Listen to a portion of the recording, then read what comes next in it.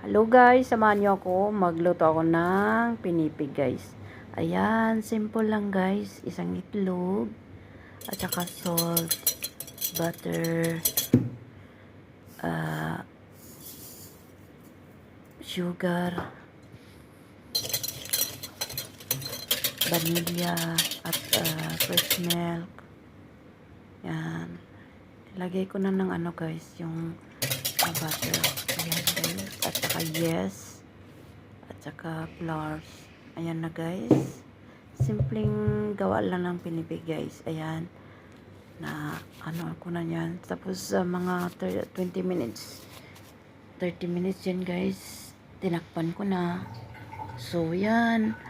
Nagano na guys. So ginagawa ko na guys. Ayan. Tapos luto na din ako ng kawali guys. Ayan, nag-init ng kawali at saka oil. Ayan guys, luto na guys. Lagyan ko na ng asukar. Thank you so much.